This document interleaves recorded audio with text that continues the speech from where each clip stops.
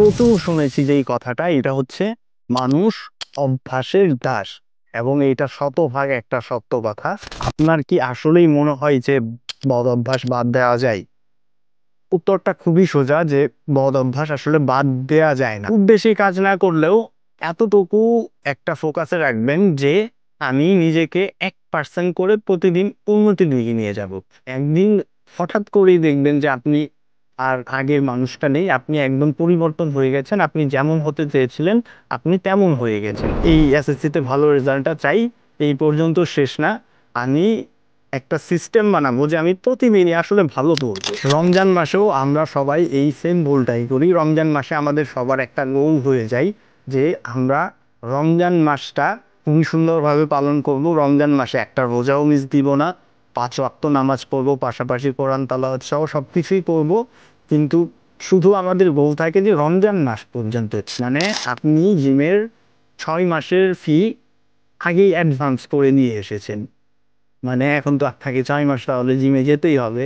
আউটপুটে ফোকাস দিলেই আপনি যখনই রেজাল্ট খুঁজতে যাবেন তখন আপনি হতাশাগ্রস্ত হয়ে যাবেন এবং আপনি ডিমোটিভেটেড হয়ে যাবেন। তো সময় আছে, একটু পরে করি, এরকম যখনই মাইন্ড আপনাকে বোঝাতে শুরু করবে তখনই আপনাকে এটা ভাবতে হবে 2 মিনিটের মধ্যে শুরু করতে হবে। যদি 2 মিনিটের মধ্যে আপনি শুরু না করতে পারেন তাহলে আজকে আর এটা শুরুই করতে পারবেন না। আপনি যদি ইউটিউবে যান তাহলেই দেখবেন যে প্রচুর ভিডিও পাবেন যেখানে বলা হচ্ছে যে বদ অভ্যাস কিভাবে বাদ দিবেন। অনেক ধরনের স্ট্র্যাটেজি দেখানো হচ্ছে, কিন্তু আপনার কি আসলেই মনে হয় যে বদ অভ্যাস বাদ দেওয়া যায়?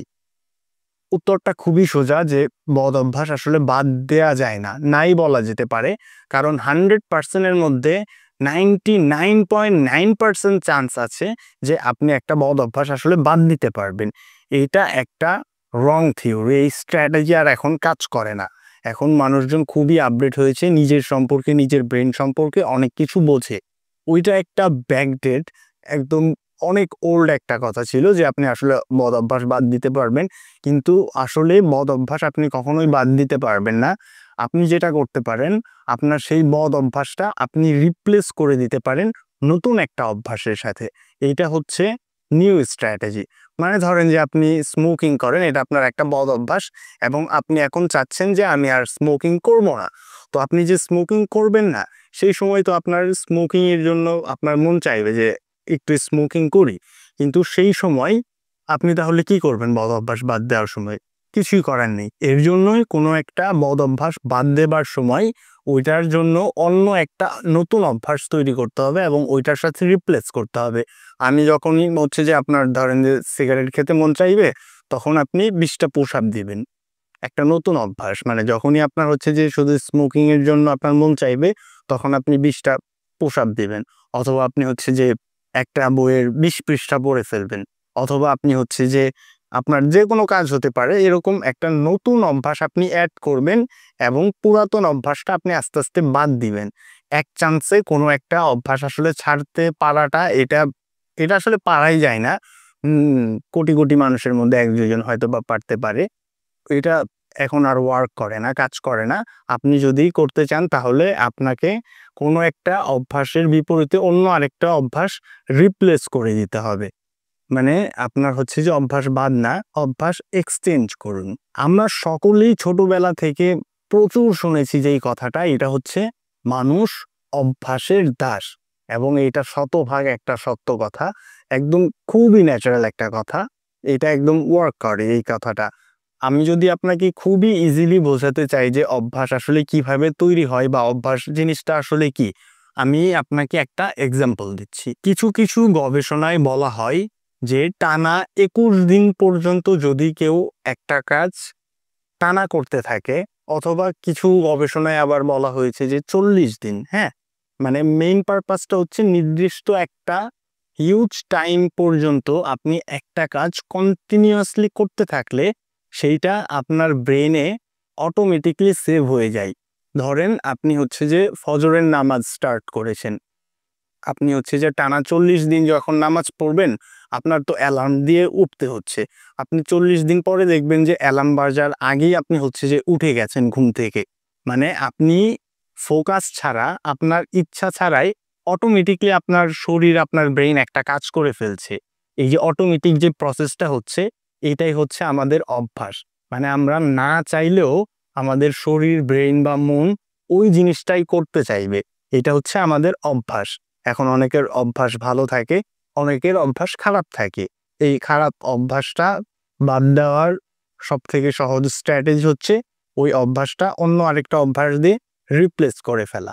মানে সোজা কথায় অভ্যাস হচ্ছে সেটা যেটা আপনি আপনার ইচ্ছাকৃতভাবে না, সাবকনসিয়াস মাইন্ডে, আপনার অবচেতন মন, আপনি জাস্ট কোনো কিছু ভাবছেনই না ওই ব্যাপারে, কিন্তু তারপর আপনি অটোমেটিকলি সেই জিনিসটা করে ফেলছেন। এটা হচ্ছে অভ্যাস। এবং অভ্যাস হয় যে কোনো একটা কাজ, মানে সেই অভ্যাসটা আপনি হচ্ছে যে কন্টিনিউয়াসলি যখন করতে থাকবেন, তখন ওইটা আপনার ব্রেনের অটোমেটিক পার্টে চলে যাবে। তখন আর আপনাকে ফোকাস করে করে ওই কাজটা করতে হবে না, তখন ওই কাজটা আপনার সাথে অটোমেটিকলি হবে।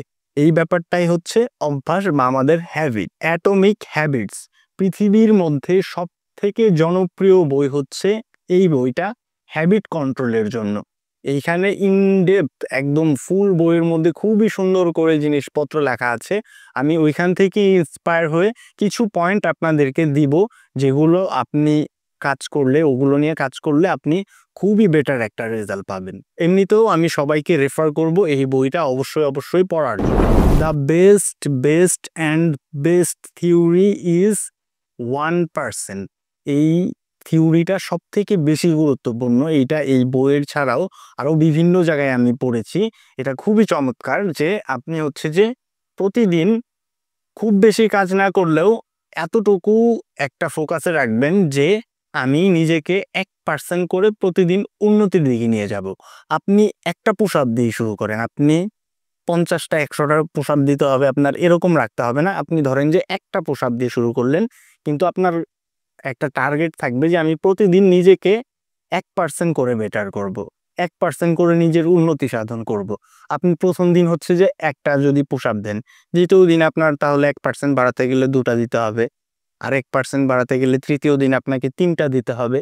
এইভাবে আপনি হচ্ছে যে প্রতিদিন 1% করে নিজের উন্নতি করতে থাকলে দেখবেন যে একটা সময় গিয়ে আপনি আসলে আর খারাপ মানুষ নাই, বা আপনি যেই অভ্যাসটা এক্সচেঞ্জ করতে চাচ্ছেন, বা যেই অভ্যাসটা আপনি নতুন করে একটা অভ্যাস গঠন করতে চাচ্ছেন, এইটা দেখবেন যে অটোমেটিকলি হয়ে গেছে। মানে আপনি একটা খারাপ মানুষ, একটা খারাপ মানুষ হলেও আপনি যদি বলেন যে আমি প্রতিদিন 1% করে ভালো হব, তাহলে আপনি দেখবেন যে আসলে 365 দিন পর, 1 বছর পর আপনি আর খারাপ মানুষ নেই, আপনি আসলে ভালো মানুষ হয়ে গেছেন।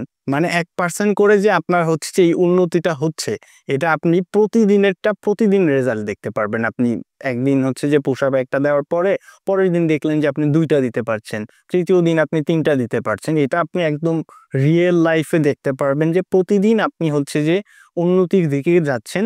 একদিন হঠাৎ করেই দেখবেন যে আপনি আর আগের মানুষটা নেই, আপনি একদম পরিবর্তন হয়ে গেছেন। আপনি যেমন হতে চেয়েছিলেন আপনি তেমন হয়ে গেছেন। এই 1% থিওরিটা বিশ্বে খুবই প্রচলিত। আপনি এটা ট্রাই করতে পারেন যে নিজের টার্গেট থাকবে 1% করে প্রতিদিন উন্নতি সাধন করা। সেকেন্ড যে অপশনটা, সেটাও খুবই গুরুত্বপূর্ণ বিষয়, যে আপনার গোল ভুলে গিয়ে আপনি একটা সিস্টেমে আসেন। ধরেন আপনি চিন্তা করলেন যে আপনি জিম করবেন, তো জিম করে আপনি হচ্ছে যে ফিট হবেন, এইটা যদি আপনার গোল হয়, আপনি জিম শুরু করলেন এবং ফিট হলেন, আপনার হচ্ছে যে গোলটা পূরণ হলো, কিন্তু তারপরে কি? তারপরে আপনি আবার দেখবেন যে আগের রুটিনে চলে গেছেন। এর জন্য একটা নির্দিষ্ট গোল, একটা নির্দিষ্ট গোলের প্রতি আসলে অ্যাচিভ না করার থেকে আমরা সিস্টেমকে প্রাধান্য দিব, যে goal is not main point, আমি সিস্টেমের মধ্যে থাকবো, যে আমি ফিট থাকবো। এখন এটা সিস্টেমের মধ্যে আনতে হবে। ফিট হওয়া পর্যন্ত শেষ না, আমি প্রতিদিনই হচ্ছে যে রুটিনটা মেনটেন করব। আমি প্রতিদিন কয়েকটা পুশ আপ দিব, প্রতিদিনই আমি বই পড়বো, প্রতিদিনই নিয়মিত কাজ করব, কোনো অযথা সময় নষ্ট করব না। মানে এটা একটা সিস্টেমের মধ্যে থাকতে হবে, ডিসিপ্লিনের মধ্যে থাকতে হবে। নট লাইক দ্যাট যে একটা নির্দিষ্ট গোল আছে যে আমি হচ্ছে যে পড়াশোনা করে এই এসএসসিতে ভালো রেজাল্টটা চাই, এই পর্যন্ত শেষ না। আমি একটা সিস্টেম বানাবো যে আমি প্রতিদিনই আসলে ভালো পড়বো। নট জাস্ট এসএসসিতে ভালো রেজাল্ট করতে হবে, প্রতিদিনই ভালো করতে হবে, প্রতিদিনই একটা সিস্টেমের মধ্যে নিজেকে আবদ্ধ করতে হবে। তার ফলে কি হবে যে আপনি আপনার গোলটা অ্যাচিভ করার পরেও দেখবেন যে ওই সিস্টেমেই থাকছেন, আপনি আর ওই সিস্টেমের বাইরে যাচ্ছেন না। এর জন্য গোলের থেকে আমরা সবসময় সিস্টেমটাকে বেশি প্রাধান্য দিব। রমজান মাসেও আমরা সবাই এই সেম ভুলটাই করি। রমজান মাসে আমাদের সবার একটা গোল হয়ে যায় যে আমরা রমজান মাসটা খুবই সুন্দরভাবে পালন করব, রমজান মাসে একটা রোজাও মিস দিব না, 5 ওয়াক্ত নামাজ পড়বো, পাশাপাশি কোরআন তালাওয়াত সহ সবকিছুই করব। কিন্তু শুধু আমাদের গোল থাকে যে রমজান মাস পর্যন্ত। কিন্তু আমরা যদি এই জিনিসটা এরকম করি যে এটা আমাদের একটা সিস্টেমই হয়ে যাবে, শুধু রমজান না, রমজানের পরেও যে কোনো মাসেও যেন আমরা এই সিস্টেমের মধ্যেই থাকতে পারি। এটা খুবই গুরুত্বপূর্ণ জিনিস যে গোলটাকে মেইন প্রায়োরিটি না দিয়ে আমরা সিস্টেমটাকে মেইন প্রায়োরিটি দেব, সিস্টেমের মধ্যে নিজেদেরকে একদম আবদ্ধ করে ফেলবো। আমরা গোলের দিকে একদম ফোকাস করব না, সিস্টেমের মধ্যে নিজেদেরকে বিল্ড করে ফেলবো। অ্যাডভান্সড ইনভেস্টমেন্ট, এটাও দারুণ একটা পদ্ধতি। এইটা আপনি ধরেন যে জিম করতে চাইলেন, যে জিম করার কয়েকদিন পরে দেখবেন যে আপনি আর জিম করতে চাচ্ছেন না, অথবা জিম করতে আপনার ভালো লাগছে না, সকালে উঠতে বেশি বিরক্ত লাগে, এরকম অনেক ধরনের ডিস্ট্র্যাকশন আপনাকে আসলে থামিয়ে দিতে চাবে। সিস্টেমই এরকম হয়ে গেছে যে আশেপাশের এনভায়রনমেন্ট এরকম, আমরা চাইলেও আসলে ভালো থাকার চেষ্টা করলেও এটা এত ইজি না, এটা খুবই টাফ একটা বিষয়। কিন্তু ওই টাফ হিসাবেও আবার নেওয়া যাবে না। তো ইনভেস্ট ফার্স্ট এই বিষয়টা আবার কেমন, মানে আপনি জিমের 6 মাসের ফি আগেই অ্যাডভান্স করে নিয়ে এসেছেন, মানে এখন তো আপনাকে 6 মাস তাহলে জিমে যেতেই হবে। বা অথবা আপনি হচ্ছে যে বই পড়তে আপনার ভালো লাগে না, আপনি হচ্ছে যে 6 মাসের জন্য পড়ার মতন অ্যাডভান্স বই কিনে রেখে দিয়েছেন। এখন তাহলে তো আপনার পড়তেই হবে, আপনার কাজ করতে ভালো লাগে না, আপনি 6 মাসের অ্যাডভান্স বেতন নিয়ে রেখেছেন, কাজ তো আপনার করতেই হবে। মানে এরকম ভাবে যা করতে চাচ্ছি সেটার অ্যাডভান্স কিছু করে রাখা, মানে আপনি হচ্ছে যে যেই জিনিসটা করতে চান সেই জিনিসটা অ্যাডভান্স আগে থেকেই ওইটা করে রাখা, যাতে করে আপনার ওই দিক থেকে ডিস্ট্র্যাকশন আসলে চলে যেতে মন চাইলেও ওই জিনিসটার মধ্যে আপনি অ্যাডভান্স যে ইনভেস্ট করে রেখেছেন এর জন্য আপনাকে থাকতে হয়। কোয়ান্টিটি না কোয়ালিটি, এই জিনিসটা আমরা সকলেই জানি। কিছু কিছু ক্ষেত্রে আসলে কোয়ালিটিটা খুব বেশি গুরুত্বপূর্ণ, কিন্তু কোয়ান্টিটিও আবার কিছু কিছু ক্ষেত্রে গুরুত্বপূর্ণ। একটা গবেষণা করা হয়, সেখানে গবেষণার মধ্যে 2 টাইপের ফটোগ্রাফার রাখা হয়। এক টাইপের ফটোগ্রাফারকে বলা হয় তোমরা হচ্ছে যে আনলিমিটেড যা ইচ্ছা তাই ছবি তুলতে পারো, তোমাদের এখান থেকে বেস্ট একটা ছবি পিক করা হবে। আরেক দল ফটোগ্রাফারকে বলা হয় যে আপনারা হচ্ছে যে একটা নির্দিষ্ট ছবি তুলবেন এবং খুবই সুন্দর একটা ছবি তুলতে হবে, মানে একটাই ছবি তুলতে পারবেন। তো গবেষণা শুরু হয়ে যায়, 2 দলের লোকজনই ফটো তুলে এনে হচ্ছে যে যারা গবেষণা করছে তাদেরকে দেয়। কিন্তু যারা গবেষণা করছিল তারা দেখে যে সব থেকে যে বেস্ট ছবি সেটা হচ্ছে যারা বেশি ছবি তুলেছে তাদের এখান থেকে এসেছে। মানে যাদেরকে বলা হয়েছিল যে আপনারা অল্প ছবি তুলবেন কিন্তু বেস্ট ছবি তুলবেন, আর যাদেরকে বলা হয়েছিল যে আপনারা আনলিমিটেড ছবি তুলতে পারবেন, বেস্ট যাদেরকে বলা হয়েছিল তারা আসলে বেস্ট ছবিটা তুলতে পারেনি। যারা অনেক বেশি ছবি তুলেছে তাদের মধ্যে থেকেই আসলে একটা বেস্ট ছবি বের হয়েছে। অনেক সময় আসলে আমাদের কোয়ান্টিটির উপরেও ফোকাস করতে হবে, যে মানে আর কি শুরু করেই দেওয়াটা সব থেকে বেটার, যে একটা ভালো ভিডিও বানানোর জন্য ওয়েট করা, এরকম করা, বা ভালো জিমের জন্য শীতকালের অপেক্ষা করা, এরকম না। আপনি জাস্ট শুরু করে দেন, শুরু করে দিলেই দেখবেন যে আপনি আস্তে আস্তে ওইটাতে ফেল করছেন, আপনার এক্সপেরিয়েন্স হচ্ছে, আপনি ওইটাতে আস্তে আস্তে ভালো করা শুরু করছেন। মানে এরকম না যে একটা নির্দিষ্ট সময়ের অপেক্ষায় থাকতে হবে, আপনি জাস্ট শুরু করে দেন এবং শুরু করার পর আপনি ফেল করেন, কিন্তু ফেল করলেও আপনি সেখান থেকে শিখতে পারবেন। সব সময় কোয়ালিটির উপরে না, কিছু কিছু সময় আমাদের কোয়ান্টিটির উপরেও ফোকাস করতে হবে। সব সময় ইনপুটে ফোকাস করবেন, আউটপুটে না।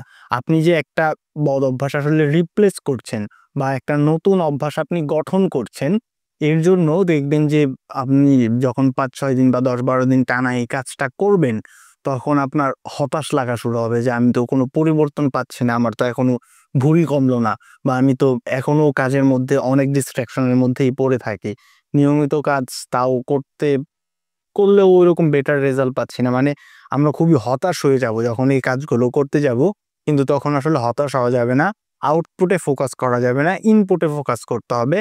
হঠাৎ একদিন দেখবেন যে আপনার মধ্যে আসলে পরিবর্তনটা চলে এসেছে।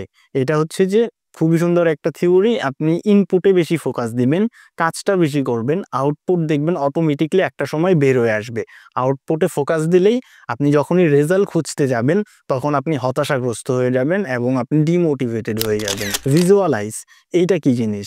ভিজুয়ালাইজ হচ্ছে এরকম একটা জিনিস যে আপনি একটা ক্যালেন্ডার ধরেন, যে আপনি একটা ক্যালেন্ডারের মধ্যে আপনি যে প্রতিদিন ওয়ার্কআউট করছেন বা প্রতিদিন কাজ করছেন, প্রতিদিন যে আপনি অভ্যাসটা রিপ্লেস করার জন্য অথবা একটা নতুন অভ্যাস তৈরি করার জন্য যে কাজ করছেন, আপনি হচ্ছে যে ক্যালেন্ডারে একটা একটা করে মার্ক দিবেন, যে আপনি একটা করে রাইট চিহ্ন দিবেন, আর যদি না করেন তাহলে ক্রস চিহ্ন দিবেন।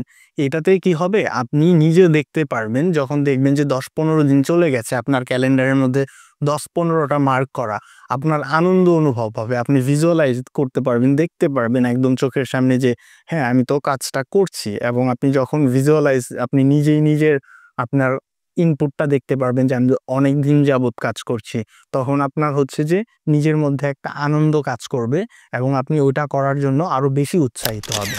2 মিনিটে শুরু, এইটা কেমন ভাবে কাজ করে? মানে আপনি দেখবেন যে যখন একটা কাজ আপনি করতে চাচ্ছেন কিন্তু আপনার বাধা দেওয়া শুরু হয়েছে যে 5 মিনিট করে পরে করি বা আরো তো সময় আছে একটু পরে করি, এরকম যখনই মাইন্ড আপনাকে বোঝাতে শুরু করবে তখনই আপনাকে এটা ভাবতে হবে 2 মিনিটের মধ্যে শুরু করতে হবে। যদি 2 মিনিটের মধ্যে আপনি শুরু না করতে পারেন তাহলে আজকে আর এটা শুরুই করতে পারবেন না। আপনি একদম ঘড়ি দেখবেন, একদম শুরু করে দিবেন কাজটা। মানে আপনার টার্গেট থাকবে যে 2 মিনিটের বেশি সময় ধরে আর চিন্তা ভাবনা করা যাবে না যে করব কি করব না। 2 মিনিটের মধ্যে আপনাকে ডিসিশন নিয়ে শুরু করে ফেলতে হবে এবং কাজটা কন্টিনিউয়াসলি করতে হবে। পরে দেখবেন যে আপনার যে মাইন্ড আপনাকে নেগেটিভ সিগন্যাল গুলো দিচ্ছিল ওগুলো আর থাকবে না, ওগুলো চলে যাবে। কিন্তু আপনি জাস্ট শুরু করে দিবেন। শুরু করে দিলেই দেখবেন যে কিছুক্ষণ পর আপনার ওই কাজের প্রতি একটা কনসেন্ট্রেশন, মনোযোগ চলে এসেছে, কিন্তু আপনার ওই ডিস্ট্রাকশন গুলো আর থাকবে না। এর জন্যই যখনই আপনার ব্রেন আপনাকে নেগেটিভ সিগন্যাল দেওয়া শুরু করবে তখনই আপনাকে 2 মিনিটের কথা মাথায় রাখতে হবে যে 2 মিনিটের মধ্যে যদি শুরু না করতে পারি তাহলে আমি ডিস্ট্রাকশন পড়ে যেতে পারি এবং 2 মিনিটের মধ্যে আমাকে শুরু করতে হবে।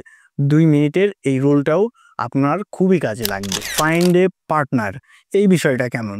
আপনি যে কোনো একটা কাজের জন্য যদি আপনার পার্টনার থাকে একটা, যে আপনার মাইন্ডসেটেরই আপনার মতনই, আপনি যা যা অ্যাচিভ করতে চান সেও তাই তাই অ্যাচিভ করতে চায়, এরকম একটা পার্টনার যদি আপনার সাথে থাকে তাহলে আপনার কাজের মোটিভেশন অনেক বেশি বেড়ে যাবে।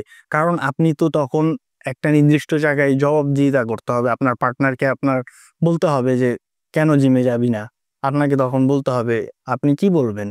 আসলে তো কোনো কারণে আপনি জিম যাচ্ছেন না এরকম না, আপনার হয়তোবা মাইন্ড নেগেটিভ ইনপুট দিয়ে দিয়েছে, এর জন্য আপনি ভাবছেন যে যাব না আজকে, অযথা একটা কারণে। তখন যখন সে আপনাকে বলবে তখন আপনি কি বলবেন? এটা ভেবেই আপনি অনেকটুকু মোটিভেট হয়ে যাবেন এবং এমনিতেও আনন্দ লাগে একা একা একা যে কোনো একটা নির্দিষ্ট জিনিস অ্যাচিভ করার থেকে সবাই মিলে বা একজনও যদি অন্তত পাশে থাকে, দুইজনের যদি একটা সিস্টেম থাকে, দুইজন যদি একসাথে কাজ করেন তাহলে খুবই ভালো হয় এবং আপনার এটা আরো পজিটিভ ফিল দেয় এবং কাজটা তখন আপনাকে আরো বেশি অ্যাট্রাক্ট করবে। কারণ আপনারা দুইজন আছেন, আপনার পার্টনার আছে। এর জন্য পার্টনার পাওয়াটা খুবই জরুরি। জরুরি বলতে এমন না যে আসলে পার্টনার ছাড়া হয় না, পার্টনার ছাড়াও হয়। কিন্তু যদি পার্টনার হয় তাহলে বিষয়টা আরো সহজ হয়ে যায়। যে কোনো একটা জিনিস অ্যাচিভ করার জন্য বা নির্দিষ্ট একটা অভ্যাস তৈরি করার জন্য অথবা একটা অভ্যাস রিপ্লেস করার জন্য যদি পার্টনার হয় তাহলে সেটা আরো বেশি ভালো কাজ করে। কিন্তু যদি পার্টনার না হয় তাতেও কোনো প্রবলেম নাই। তো এই ছিল আজকের ভিডিও। কিন্তু তারপরেও আপনারা চেষ্টা করবেন এই অ্যাটমিক হ্যাবিটস বইটা পড়ার জন্য। অরিজিনাল বই পড়েন অথবা পিডিএফ পড়েন, পড়লে আপনি আরো ইনডেপথ জানতে পারবেন।